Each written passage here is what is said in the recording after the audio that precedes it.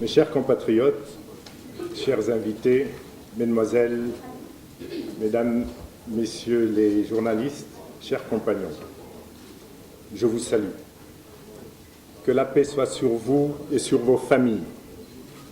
Que la paix soit sur le Sénégal et les Sénégalais, sur l'Afrique et les Africains, sur le monde et sur toute l'humanité.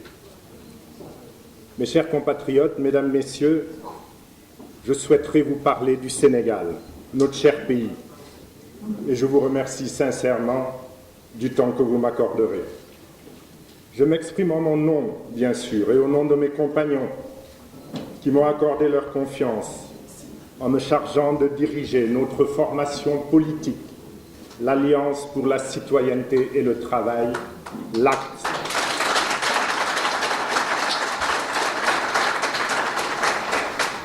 Je les remercie sincèrement.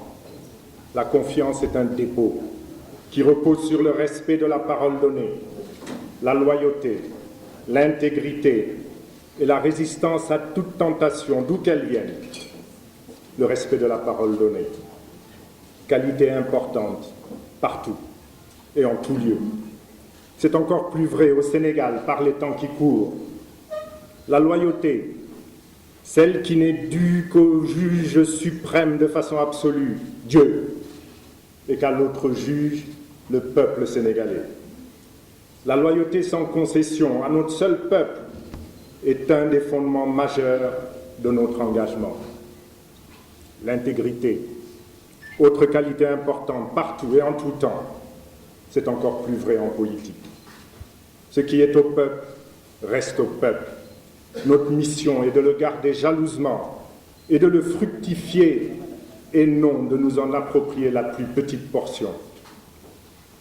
La résistance aux tentations. Résister est un devoir impératif. Que Dieu nous protège et protège tous les Sénégalais contre la tentation et les tentateurs. Pour ma part, chers compagnons, je prenais garde de ce dépôt. Et s'il plaît à Dieu, je le ferai fructifier. Et en ce moment me viennent à l'esprit les paroles d'un illustre vieil homme d'Arabie que ses pères venaient de porter à leur tête. Il avait dit « Si j'agis en bien, aidez-moi, et si je n'agis pas en bien, alors corrigez-moi. » Je fais mienne ces paroles. Mes chers compatriotes, nous avons décidé, par devoir et par volonté, mes compagnons et moi, de nous mettre résolument au service du Sénégal, l'essentiel. Par volonté d'être utile à notre cher Sénégal et par devoir de le servir. Le Sénégal, ce pays que nous mettons au-dessus de tout et auquel nous devons tout. Ce pays que nous n'imaginons que grand et fort. Quand il ne l'est pas, et c'est le cas actuellement, nous souffrons. Nous avons la conviction intime qu'il fait partie des nations choisies par le Seigneur, tant un bon nombre de ses fils et de ses filles ont incarné la grandeur au plus profond de leur être, dans tous les domaines. À cet instant, nous avons une pensée respectueuse pour ces illustres femmes et hommes qui ont fait notre histoire. Et nous prions qu'il continue à tout moment de nous inspirer. Nous, Sénégalais, devons aujourd'hui non seulement garder jalousement cet héritage, mais le faire fructifier. Ce n'est malheureusement pas toujours le cas. Ce n'est pas le cas parce que le Sénégal va mal sur beaucoup de plans. Comme beaucoup de pays d'Afrique au sud du Sahara, et malgré des avantages indéniables au moment des indépendances, tant sur le plan des institutions que de l'administration et des infrastructures, le Sénégal continue à figurer, à la fois étonnamment et logiquement, dans presque tous les domaines, parmi les nations les moins avancées du monde. Il y a un mal sénégalais qui aurait pu connaître une issue désagréable depuis longtemps, n'eût été la grande maturité de notre peuple, l'esprit républicain sans faille de nos forces de sécurité et de défense et la sagesse de nos autorités religieuses et coutumières, gardiennes de nos traditions. la politique, qui devait nous placer sur les rampes du rayonnement à tout point de vue, est malheureusement la cause principale du déclassement insupportable de notre cher Sénégal à tout point de vue. Le mal sénégalais est plurisectoriel. Une société sénégalaise de plus en plus malmenée par la montée des antivaleurs et des comportements destructeurs, malmenée notamment par l'insincérité et le reniement de la parole donnée, l'absence de dignité, le développement de l'irrespect, la dilapidation des deniers publics par des politiciens affairistes, la généralisation de la corruption, la course vers l'argent facile et souvent illicite, le déclassement de la valeur travail, qui sont les plus grands propagateurs de ces antivaleurs, sans aucun doute les politiciens professionnels. Une démocratie abîmée, abîmée par le viol permanent des principes de la démocratie par ceux qui sont en charge de la défendre. La partialité de l'État en général, celle des médias d'État en particulier, l'utilisation des biens ou moyens publics à des fins vulgairement partisanes, la fraude, la corruption de l'électeur, l'achat des opposants faibles, l'intimidation des opposants jugés récalcitrants, les tentatives ininterrompues d'asservissement de la presse, la soumission au pouvoir exécutif des autres pouvoirs institutionnels. En tant que démocrates, nous constatons avec tristesse et colère que la majorité de notre Assemblée nationale a abdiqué le pouvoir de contrôle et de proposition que le peuple et la Constitution lui a donné et s'est mise aux ordres d'un exécutif obstiné à réduire au silence une opposition trop minoritaire, même si parfois courageuse.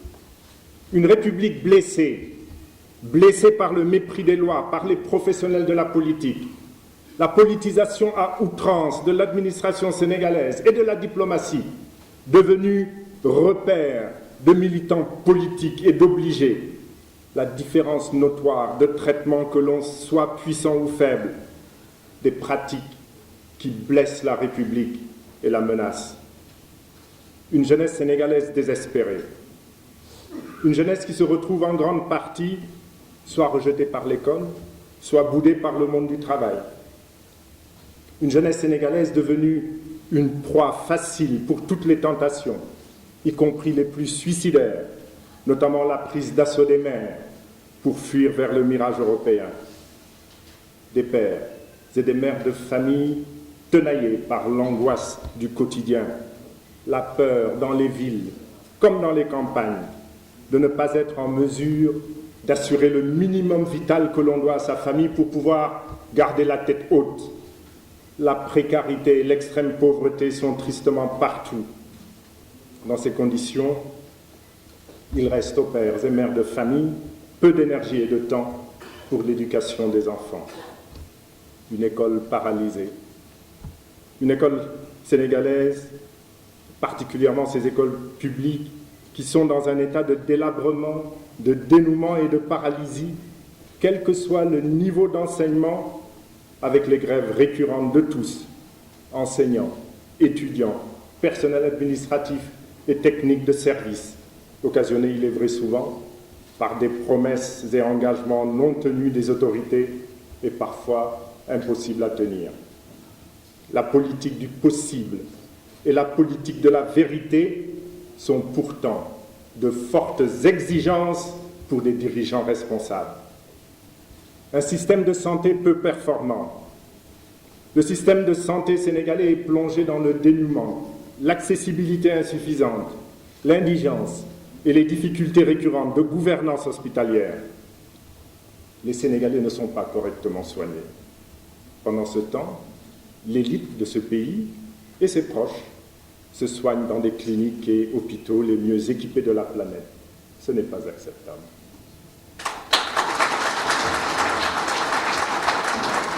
Une politique d'hygiène et de propreté invisible.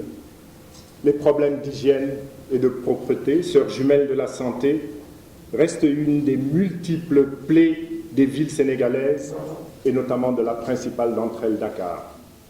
Pourtant, ce que le Rwanda et Kigali ont réussi en matière de propreté, d'hygiène et d'ordre, le Sénégal et Dakar devraient pouvoir le faire. Tout est affaire de volonté et de gouvernance. Un monde rural dans la détresse. En dépit des déclarations d'autoglorification des autorités, les agriculteurs sénégalais vivent pour beaucoup dans un état de grande pauvreté et n'arrivent pas à assurer leur propre sécurité alimentaire et a fortiori celle du pays. Le Sénégal ne se nourrit pas.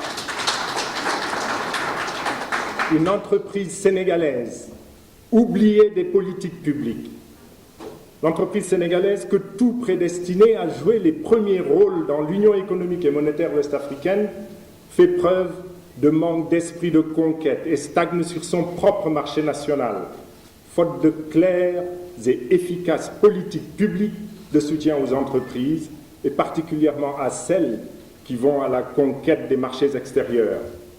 Plus spécifiquement, l'industrie sénégalaise, hier une des plus performantes en Afrique de l'Ouest, semble être entrée aujourd'hui dans un état de somnolence critique au moment où tous les pays voisins mettent en place des politiques propres à redynamiser leur secteur industriel. Malheureusement, le triste et affligeant constat qui vient d'être fait vaut également pour le tourisme ou la pêche. Il vaut aussi pour bien d'autres secteurs. Notre diplomatie est frappée d'inertie. Notre politique culturelle est inexistante. C'est à croire qu'à l'exception de la politique politicienne, dans tout autre domaine, ceux qui nous gouvernent sont tombés dans une profonde léthargie. Les politiciens professionnels, ceux qui vivent matin, midi et soir par leur incapacité notoire à transformer positivement la situation des Sénégalais. Pire, ils en sont la cause, par leur génie à décevoir tous les espoirs et à tuer toutes les espérances. Aujourd'hui, ils sont dans leur grande majorité très discrédités. Ils le sont par leurs actes, leurs paroles et leurs comportements, qui participent à faire régner un climat de méfiance et de soupçon à l'égard de tout patriote désireux de servir utilement sa patrie. Ils le sont par leurs tentatives d'intimidation et autres stratégies politiciennes de dissuasion destinées à exclure le maximum de citoyens sérieux et honnêtes du jeu politique. Malheureusement, ils y réussissent encore, contraignant certains à renoncer, à abdiquer et à restreindre toute forme d'opposition. Cette anomalie doit être corrigée par des choix d'hommes et de femmes dont on peut s'assurer qu'ils seront justes et bons au regard de leur trajectoire. Ils sont discrédités parce que beaucoup parmi eux s'obstinent à véhiculer des antivaleurs qui sont un poison pour la société et l'économie sénégalaise. Ils sont discrédités parce qu'ils ont transformé la politique sacerdoce en politique politicienne qui n'est de fait qu'un art de tromper le peuple. Pourtant, les vérités qui inquiètent doivent toujours être préférées aux mensonges qui rassurent. Le politicien professionnel n'est qu'au service de lui-même et de ses intérêts personnels, et non de l'intérêt général. Pour lui, la vérité et le vrai varient selon les circonstances. Il adapte ses propos et ses comportements en fonction de ses interlocuteurs. La politique est son seul moyen d'ascension sociale et d'enrichissement. Cet enrichissement est presque toujours illicite. Il a pour seule compétence marginale la politique, son unique terrain de prédilection, et gagne à vouloir y maintenir éternellement notre pays, même en dehors des campagnes électorales et dans l'ignorance de la construction de solutions urgentes aux vrais maux de notre Sénégal. Cette situation doit changer. Le changement, c'est le retour à la politique sacerdoce, Le changement, c'est la réappropriation de la politique par les citoyens. Pour ce faire, nous tous, citoyens et patriotes, lassés de la politique politicienne et des politiciens professionnels, devons nous retrouver dans un mouvement politique différent, un véhicule nouveau qui nous conduira vers le renouveau, vers la politique autrement. Ce véhicule est l'acte.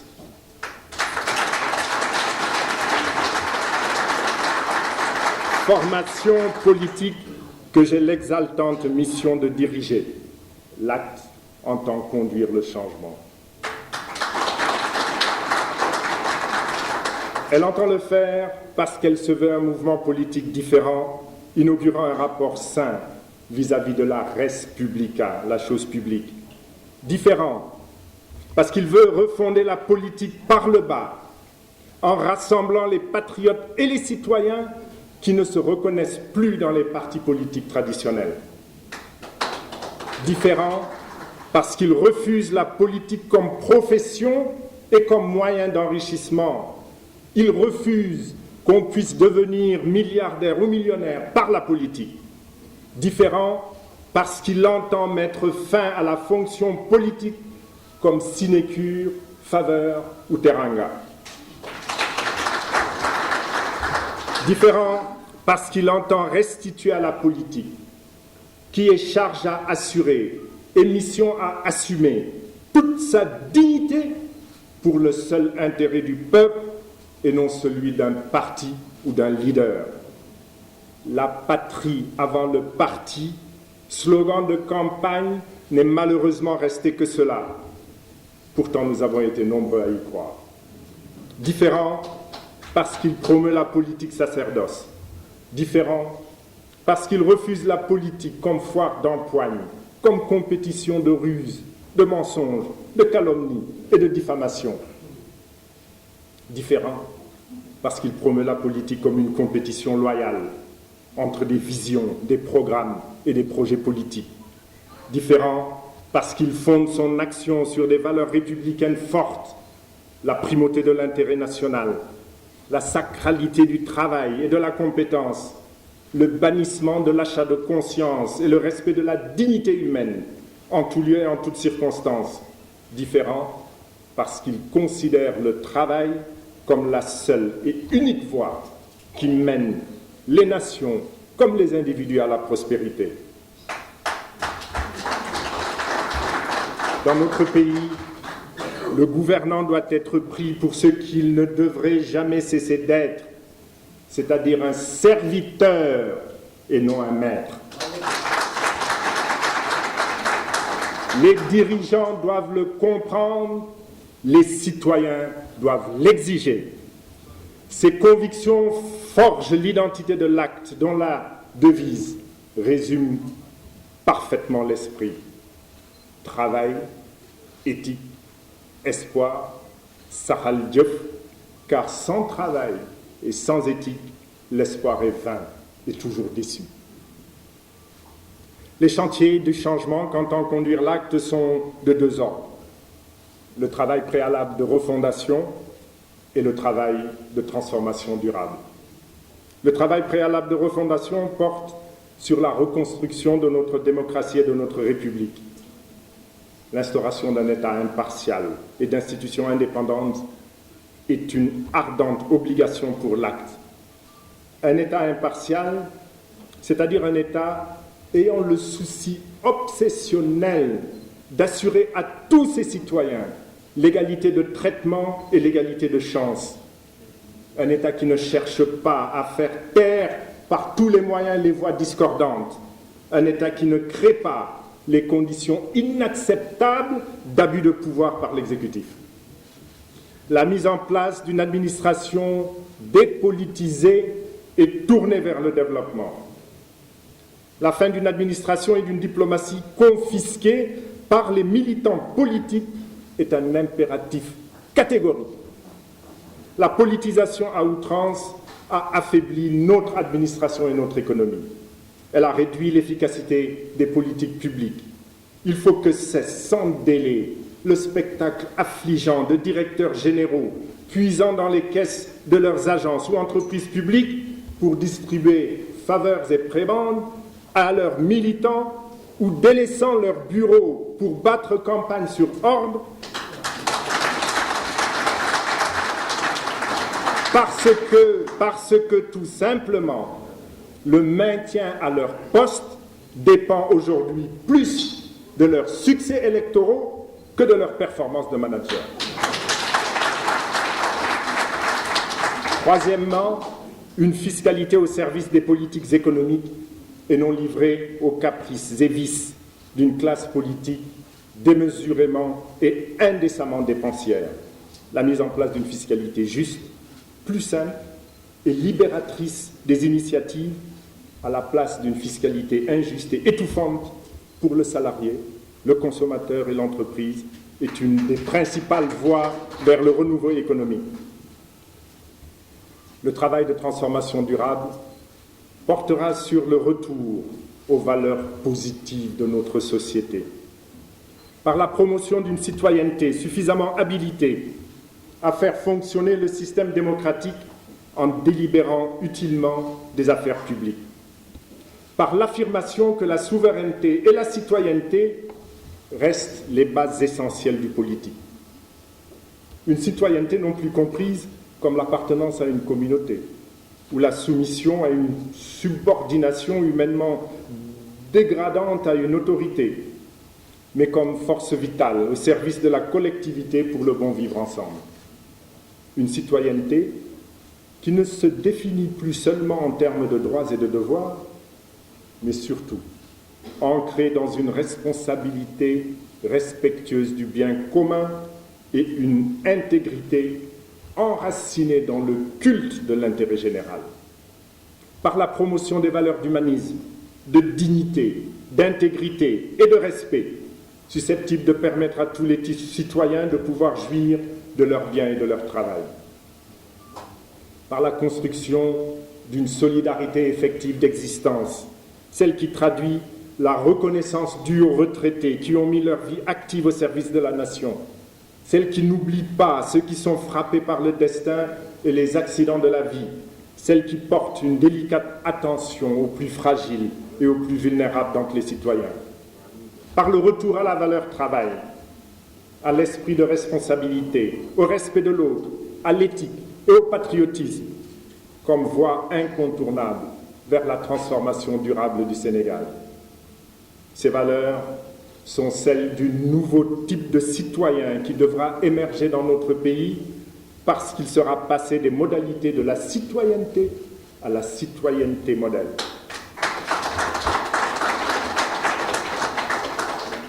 Mais il ne suffit pas de faire émerger un nouveau type de citoyen. Il nous est indispensable d'avoir un nouveau type de dirigeant qui, en phase avec le peuple, conduira l'œuvre collective de transformation sociale, politique et économique. La mise en place d'une école de qualité est ouverte à tous. Une école qui favorise l'excellence. Une école qui accompagne et réoriente plus qu'elle ne rejette. Une école en prise sur le réel, dont les contenus en programme seront revisités et qui valorise la formation technique et professionnelle, une formation au service de l'insertion professionnelle des jeunes. Un système de santé performant et accessible à tous. Se soigner et bien se soigner près de chez soi est un droit pour chaque Sénégalais. Une économie plus dynamique, plus compétitive, plus inclusive et mieux intégrée à la sous-région. Une politique économique encourageant l'entreprise, lieu principal de richesse de création de la richesse nationale, de performance et de conquête au service d'une solidarité interne et nationale. Une politique économique soutenant les initiatives entrepreneuriales, TPE et PME, pourvoyeuses d'emplois et de revenus, notamment celles initiées par les femmes et les jeunes, indispensables pionniers de notre développement. Une politique économique au service de l'intégration économique régionale. Une politique économique soucieuse de la préservation de l'environnement et du cadre de vie et prenant en compte les intérêts des territoires. Une politique économique qui concilie harmonieusement l'économie de marché, aujourd'hui voie universelle, indiscutable et indépassable, et la justice sociale qui protège les plus faibles des accidents et chocs que réservent les cycles économiques et la vie. C'est seulement en ce moment-là que l'émergence économique, aujourd'hui slogan de meeting pour militants politiques, deviendra possible. Une agriculture moderne et rémunératrice, une agriculture modernisée qui nourrit et rémunère correctement les cultivateurs, les éleveurs et les pêcheurs, qui nourrit les Sénégalais et exporte ses excédents. C'est possible. D'autres pays l'ont fait, le Sénégal le fera et l'espoir renaîtra.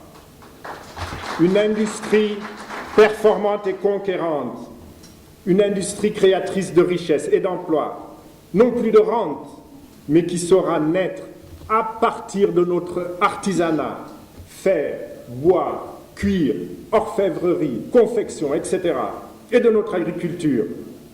Comme d'autres pays dans notre région et ailleurs dans le monde, le Sénégal le fera. Un secteur minier porteur de véritable développement, un secteur minier porteur d'une industrialisation structurante et non de la malédiction des matières premières, un secteur minier apporteur de bien-être pour les générations actuelles et futures, et non confisqué par quelques intérêts particuliers. L'acte le mettra en place. Une politique environnementale responsable, c'est-à-dire soucieuse de préserver la planète, notre maison commune, celle de ceux qui nous ont devancés et de ceux qui nous suivront. Le développement est un impératif, il ne se marchande pas, mais nous nous construirons du mal-développement qui serait un crime contre les générations futures. Une politique culturelle plus inclusive et plus rayonnante. Une politique rendant l'art et la culture accessibles au plus grand nombre, mettant en valeur la diversité culturelle et artistique du Sénégal, promouvant toutes les formes d'art et de culture, tant à l'intérieur qu'à l'extérieur du pays, favorisant davantage la création des œuvres de l'art et de l'esprit et développant les pratiques artistiques. Le sport comme facteur d'éducation et de santé pour le citoyen et le rayonnement pour le pays. Promouvoir la pratique des activités physiques et sportives comme facteur d'épanouissement personnel et élément de santé publique. Promouvoir le sport de masse en le faisant renaître dans les quartiers et les écoles. Soutenir le sport d'élite lorsqu'il participe au rayonnement international du Sénégal. Une diplomatie indépendante, porteuse de paix et plus attentive aux questions africaines. Une diplomatie sénégalaise retrouvant son rayonnement et œuvrant pour la paix dans le monde à partir d'une bonne analyse des enjeux et défis géopolitiques contemporains. Telle est l'ambition de l'acte. Une ambition profondément soucieuse de la maîtrise des facteurs de vulnérabilité sécuritaire. La sécurité humaine impose aux leaders politiques une responsabilité de protéger contre toute menace, d'où qu'elle vienne et quelle que soit sa nature. En résumé, l'acte entend bâtir une société sénégalaise réellement démocratique et républicaine, conciliant l'économie de marché et la solidarité et la justice sociale, œuvrant pour l'intégration africaine et la paix dans le monde. Nos idéaux rejoignent ceux de la social-démocratie.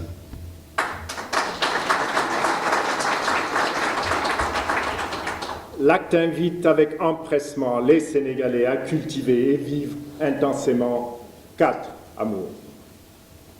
L'amour de la patrie, l'amour des lois, l'amour du travail et l'amour de ses semblables.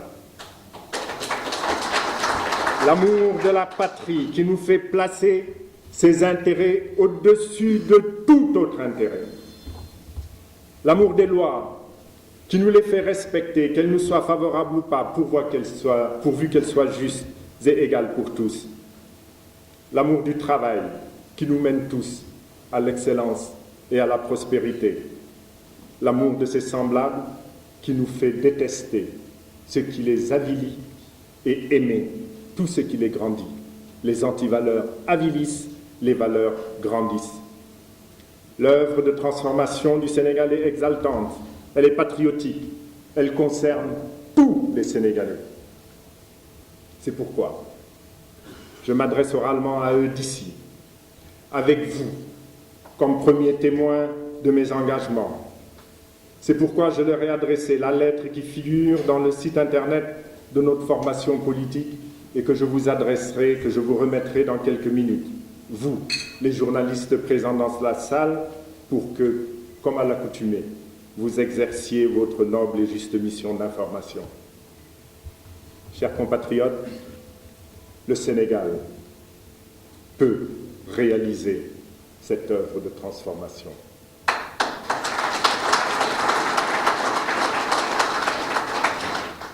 Les citoyens, les patriotes et l'acte le feront par la volonté réformatrice et l'action créatrice portée par l'énergie des consciences citoyennes.